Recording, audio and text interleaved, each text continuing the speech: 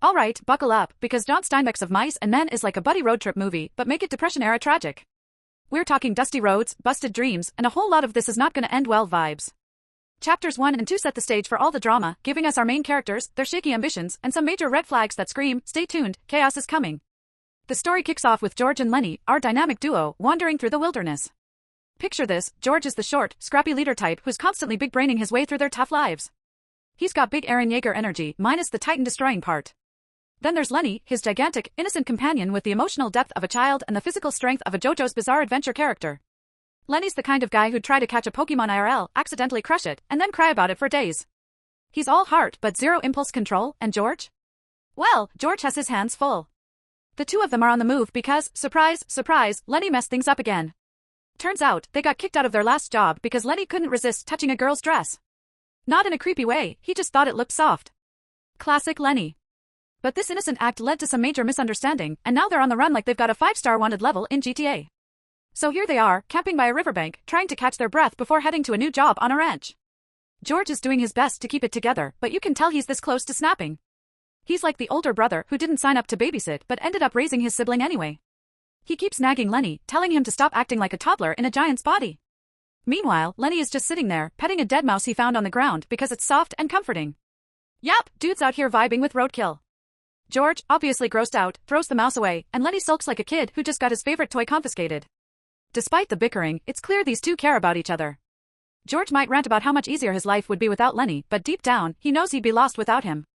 Lennie, on the other hand, worships George like he's the protagonist of some epic RPG. And let's be real, George kind of is, he's the one with the plan. The two dream of saving up enough money to buy a little farm where they can live off the land. Lennie's obsession? Tending to the rabbits. He talks about those rabbits like they're the ultimate DLC for the life George promises. It's wholesome but also heartbreaking because you just know life isn't about to let them have it easy. When they finally reach the ranch in Chapter 2, things start getting real. The ranch is basically a boss arena full of NPCs with questionable vibes. First up, we meet Candy, an old dude with one hand and a super old dog that's seen better days. Candy is chill and immediately spills the tea about everyone on the ranch. He's like the helpful but slightly nosy villager you meet in the first town of a game, giving you the lowdown on who's who. Then there's the boss, who shows up wearing high-heeled boots like he's cosplaying as a cowboy from Red Dead Redemption. He's suspicious of George and Lennie because George does all the talking. George, in full damage control mode, makes up some excuse about Lennie being his cousin and how Lennie's not too bright because he got kicked in the head by a horse as a kid. It's not true, but George is out here dodging red flags like he's in a QTE cutscene. Next, we meet Curley, the boss's son, and oh boy, this guy's got problematic written all over him. Curley's a tiny dude with a massive Napoleon complex. He's all swagger and bad attitude, picking fights with guys twice his size just to prove he's tough. He sees Lennie, who's basically built like a tank, and immediately starts sizing him up like he's trying to unlock a secret boss fight. George clocks this as trouble right away and warns Lennie to steer clear of Curley. Easier said than done, though, because Lennie doesn't really get social cues. Then, just when you think things can't get more awkward, Curley's wife shows up. She doesn't have a name, which is already a red flag about how women are treated in this world, but she's described as super flirty and dressed like she's about to star in a 1930s music video. She's got that troublemaker NPC energy, the kind of character who'll derail your quest if you so much as talk to her. She tries to chat up George and Lennie, and George is immediately like, nope, not today. He knows she's bad news and tells Lennie to stay far, far away from her. Lennie, of course, is mesmerized, because he's Lennie. Finally, we meet Slim, the ranch's cool guy. Slim is basically the Itachi Uchiha of the ranch, calm, collected, and way too smooth for the chaos around him. Everyone respects Slim, and he seems decent, but you can't help but wonder what skeletons he's hiding in his metaphorical closet. By the end of Chapter 2, the stage is set. George and Lennie are in a new place with new challenges, but you can feel the tension brewing. The dream of their little farm feels so far away, and you just know Curley, his wife, and the harsh reality of the world are about to mess things up. It's the calm before the storm, and you can't help but root for George and Lennie, even though you can sense the heartbreak lurking around the corner. Steinbeck's world is harsh, but these two are holding on to their dream like it's the last hope in a dark, grinding game. It's beautiful, tragic, and you can't look away. Alright, Chapter 3 of Mice and Men is where the drama levels go from casual to reality TV reunion episode real quick.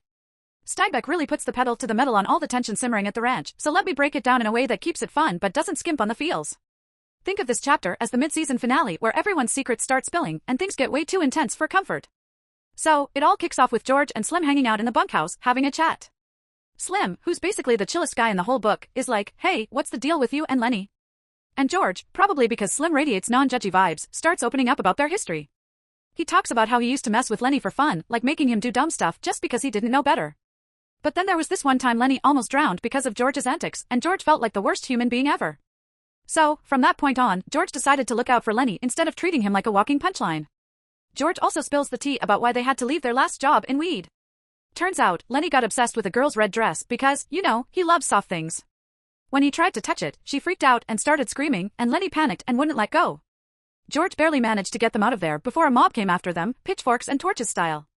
It's a mix of wow, that's intense, and poor Lennie doesn't even understand why people get mad at him. Meanwhile, Slim gives George one of his puppies to keep Lennie happy. Lennie is absolutely stoked, like, imagine a kid getting their dream Pokemon for Christmas level excited. He's out in the barn, cuddling that puppy like it's the best thing to ever happen to him. It's one of those moments where you're like, man, Lennie is just so pure, but also kind of worried because you know this probably won't end well.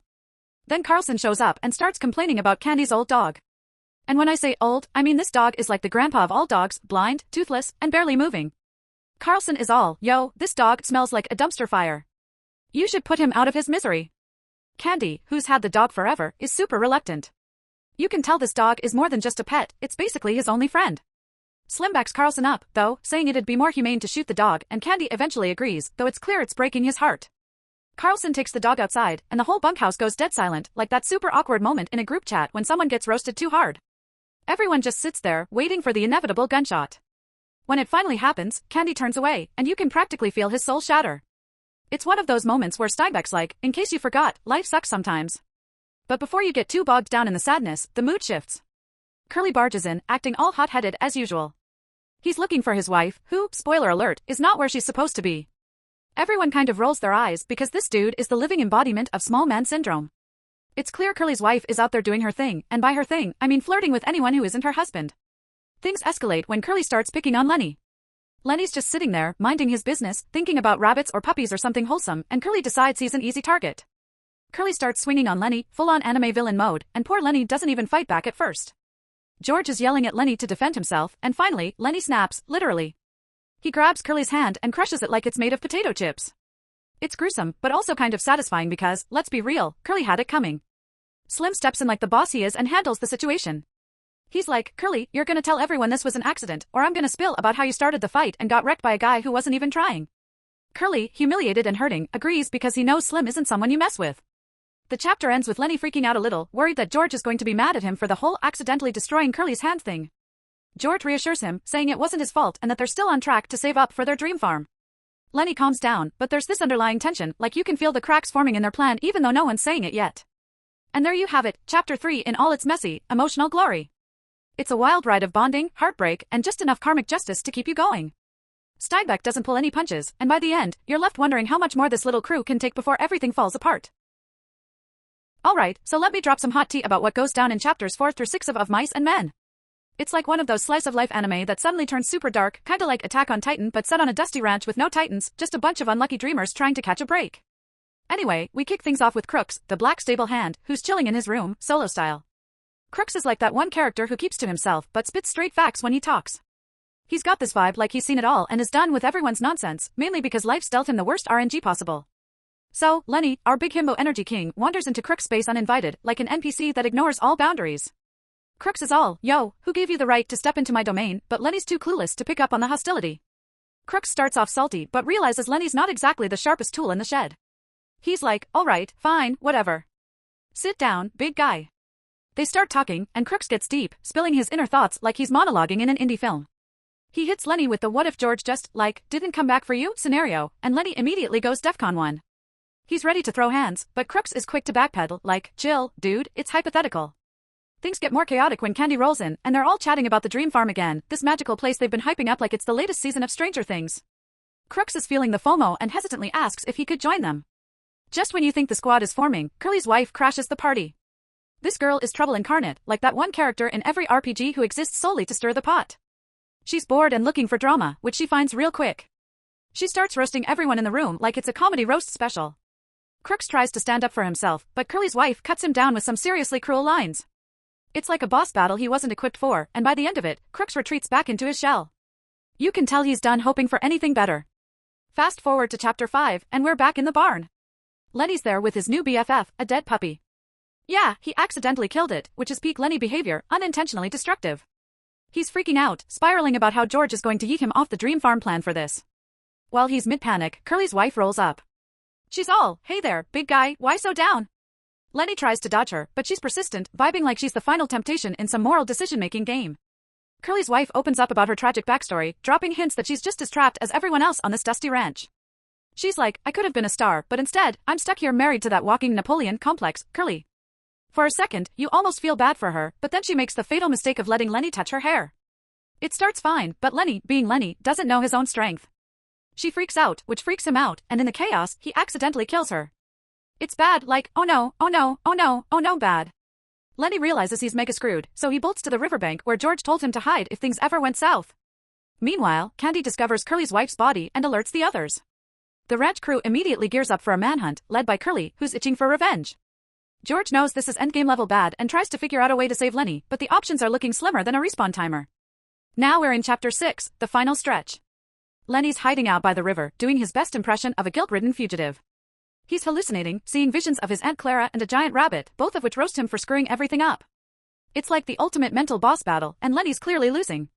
Just as he's spiraling into despair, George shows up, which should be a relief, but the vibe is super heavy. George is unusually calm, and it's clear he's made a decision. George starts talking to Lennie about their dream farm one last time, painting this vivid picture of the rabbits and the peaceful life they'd have. Lennie's eating it up, completely unaware of what's about to go down. As Lennie stares off into the distance, dreaming about a better life, George pulls out Carlson's gun. It's like that moment in a game where you realize you've made all the wrong dialogue choices and there's no way to save the character. George, trembling but resolved, shoots Lennie in the back of the head to spare him from the mob's wrath. The ranch crew shows up right after, and Slim, the only guy who really understands what George just did, quietly leads him away. The others are clueless, thinking George just happened to stumble upon Lennie.